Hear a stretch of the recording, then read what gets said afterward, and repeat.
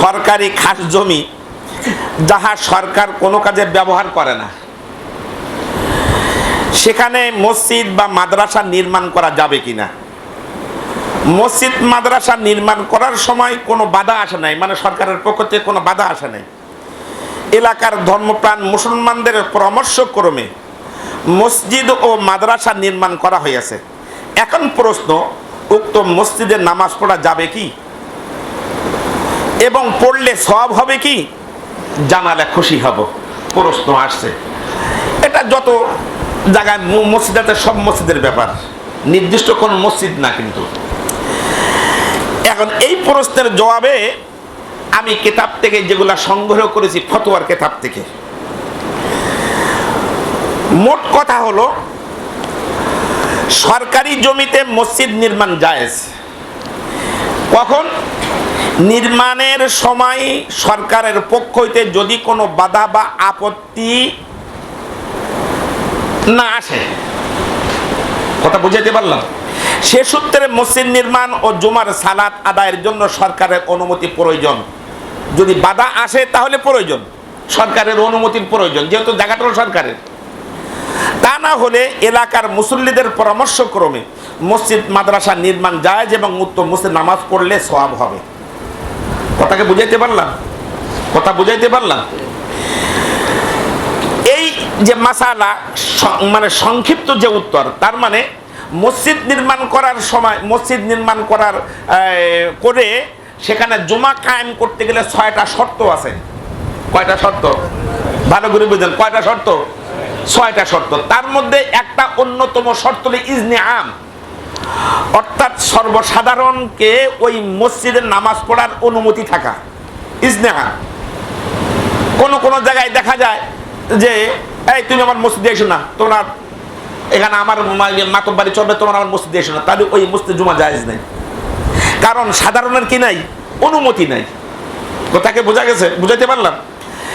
কিন্তু সরকারি জায়গায় মসজিদ হয়েছে, মসজিদ করার সময় সরকারের পক্ষ থেকে কোনো আপত্তি আসে নাই, তাহলে সে সূত্রে সেখানে মসজিদ করলে মসজিদ কায়েম করা যাবে, জায়েজ আছে। নামাজ পড়লে কি হবে?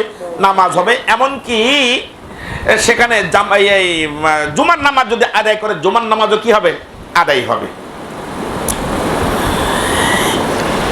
এই যে মাসালাটা, এই মাসালাটা আসছে ফতোয়া মাহমুদিয়া।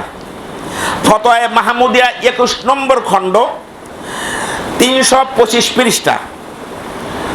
ফতোয়া হিন্দিয়া অর্থাৎ ফতোয়া আলমগীরি,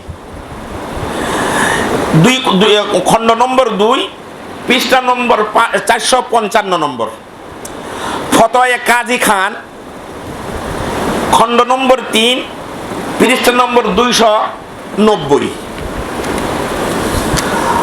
বাহারে মুহিতে বুরহানি, খণ্ড নম্বর 9, পৃষ্ঠা নম্বর 125। আল বাহারুর রায়েক, খণ্ড নম্বর 5, পৃষ্ঠা নম্বর 248। এই কিতাবগুলোর মধ্যে আসছে সরকার যদি বাধা দেয় তাহলে সেখানে নামাজ পড়া যাবে না, সেখানে মসজিদ তৈরি হবে না। কথা বুঝাইতে পারলাম? যদি সরকার বাধা না দেয় তাহলে বোঝা যাবে সরকারের পক্ষ থেকে কি আছে? অনুমতি আছে সেখানে। কথা কি বুঝে আসছে? তাহলে সেই মসজিদে, সরকারি জায়গায় মসজিদ হলে পরে সেখানে কি পড়া যাবে? নামাজ পড়া যাবে। আর নামাজ পড়লেও সেখানে নামাজের কি পাওয়া যাবে? সওয়াব পাওয়া যাবে। এখানে আছে ऐसे मस्जिद में नमाज जुमा अदा कर सकता है, ऐसे मस्जिद में इंशाल्लाह नमाज पढ़ने का सवाब भी मिलेगा। ওই হাদিস ফতোয়ার কিতাবের মধ্যে আছে, ফতোয়া মাহমুদিয়ার মধ্যে আছে। ফতোয়া মাহমুদিয়া খণ্ড নম্বর 21, পৃষ্ঠা নম্বর 335। তাহলে যাদের মনের মধ্যে কোনো রকম সংশয় আছে কোন মসজিদের ব্যাপারে, যে খাল জায়গায় মসজিদ হয়েছে নামাজ পড়া যাবে না, আমার মনে এরকম কথা না বলা ভালো। এমনকি ফতোয়ার কিতাবের মধ্যে আছে যে ইবারতটি, আমি উর্দু ইবারতটি আপনাদের সামনে বলছি।